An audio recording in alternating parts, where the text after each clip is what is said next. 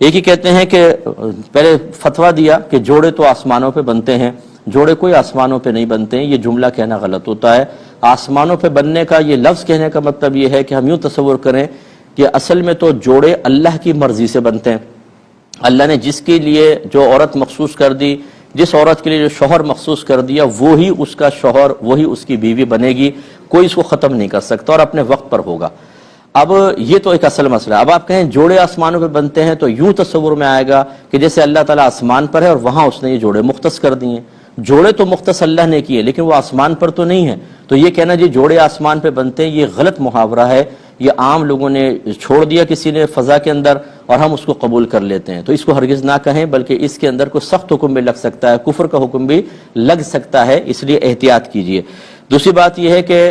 بالکل ایسے ہی ہے، اللہ تبارک و تعالیٰ نے ازل سے ہی فیصلہ فرما دیا کون کس کی بیوی بنے گی، کون کس کا شوہر بنے گا، کس کی شادی نہیں ہوگی، کون کنوارا مر جائے گا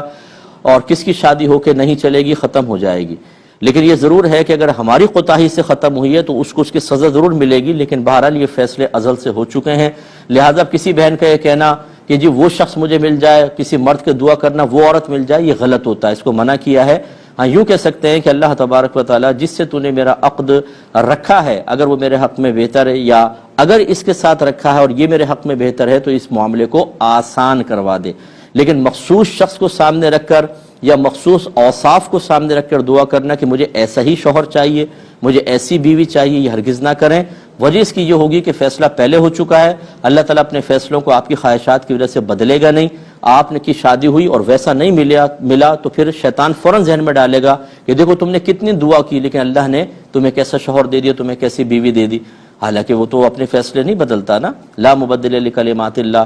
لا تبدیل لکلمات اللہ، اللہ کی کلمات تبدیل نہیں ہوتے، اللہ کی کلمات کو کوئی بدلنے والا نہیں ہے۔ ہم پہلے شریعت سیکھتے نہیں ہیں اور چاہتے ہیں کہ اللہ تعالیٰ ہماری مرضی کے تابع ہو جائے، معاذ اللہ یوں تصور بن گیا ہے یا یوں ہماری حرکات ظاہر کر رہی ہیں کہ جیسے ہم اس کے بندے نہیں ہیں،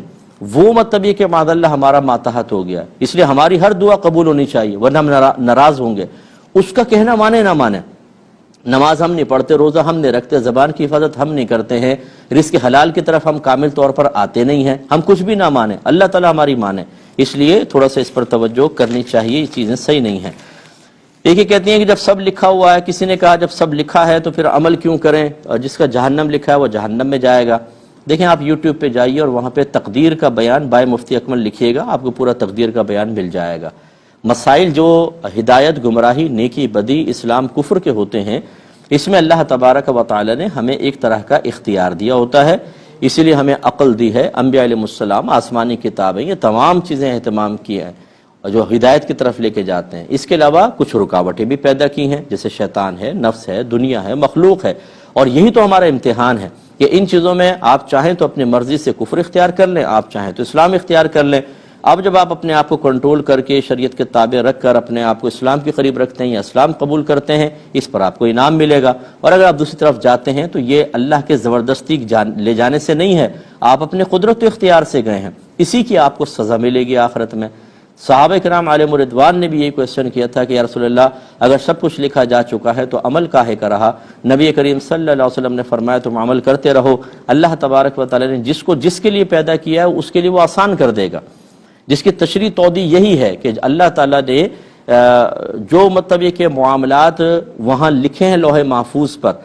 وہ ہو کر رہیں گے، لیکن ان میں معاملات دو طرح کے ہیں، ایک میں ہمیں اختیار دیا ہے باقاعدہ اور اس اختیار کی وجہ سے ہی تو جزا اور سزا ہے، اگر ہم غیر مختار ہوتے، بالکل مجبور محض ہوتے تو سزا کیوں ملتی؟ اس لیے نیکی، بدی اور گمراہی اور ہدایت، صحیح غلط، اسلام کفر، یہ وہ مسائل ہیں جن میں ایک طرح کا اختیار ہے، ان میں بچہ اور پپو بننے کی ضرورت نہیں ہے کہ جی ہم کیا کریں، اگر اللہ تعالیٰ نے چوری میری قسمت میں نہ لکھی ہوتی تو کیوں ہوتا؟ ایسے شخص کو اگر ایسا کوئی عقیدہ رکھتا ہے تو پھر چور کو کیوں پکڑتے ہیں آپ؟ اس کی قسمت میں چوری تھی، اس نے چوری کر لی، لے گیا آپ کا مال، تو پھر کیوں آپ ناراض ہوتے ہیں؟ تو یہ بالکل غلط چیز ہوتی ہے، اس میں یہی حکم شرع جو میں نے عرض کیا ہے۔